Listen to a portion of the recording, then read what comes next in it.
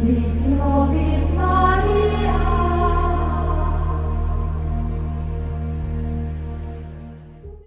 the 1980s, everybody thought maybe 100 computers would be all that is required. That's when Microsoft and those people come and say, no, we want a computer on every desktop. And people said, no, who wants computers on your desk? And suddenly you have a new world, right?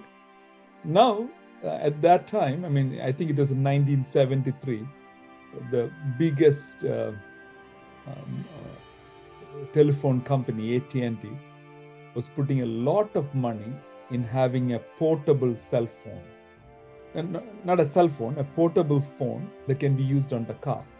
So this person makes a call in 1973 to the head of this Bell Labs. That's AT&T's premier, research institute. And he says, sir, I'm calling you from a cell phone, and this portable phone is going to be replaced by the cell phone concept.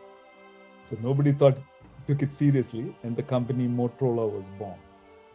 Today, we use the computers in such a way that we are dependent on the code that is sent on the cell phone to make sure we authenticate each person's identity using their cell phone.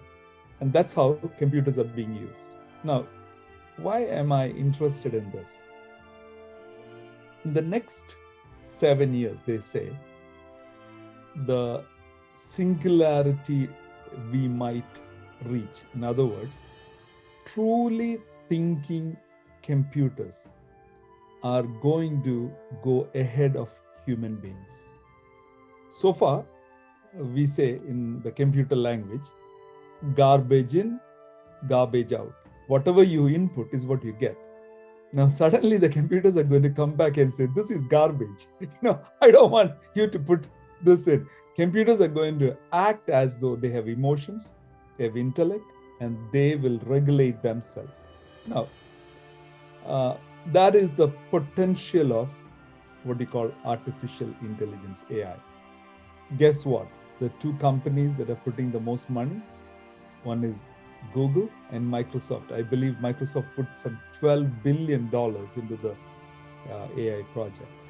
So we know these companies are threatening the current world order where governments know how to check on each other. All that is about to change. Why am I telling this? Because there is an obscure passage in the Bible. Without any doubt, Apostle Paul says, there will come such a time. And he connects it to the Temple Mount. I will read that particular verse, and then we'll have a small discussion. Because the world is heading that way, and you see, wow, it is not an accident. Bible is definitely pointing to a singularity. It's not Putin or Xi Jinping, or it is not Hitler or Mao Zedong or whoever it is. The point is that there is a future leader coming, and the Bible predicts it accurately. It is from 2 Thessalonians chapter 2, verse 3 and 4. I'll read it. Paul is writing. This is maybe 50 years after the crucifixion. Maybe even 30 years. We are not sure exactly, 30 or 40 years. Let no one deceive you by any means, for that day will not come unless the falling away comes first, and the man of sin is revealed, the son of perdition, who opposes and exalts himself above all that is called God or that is worshipped, so that he sits as God in the temple of God, showing himself that he is God. So to think of that from 2 Thessalonians chapter 2 and connect it with what Revelation talks about, every transaction being controlled. We are heading to that world. So that's why I said today we should maybe talk about singularity.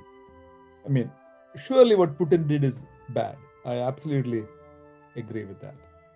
Or what is going on, lots of evil, and yet Bible seems to say God is working a plan, and this is how the human story will end.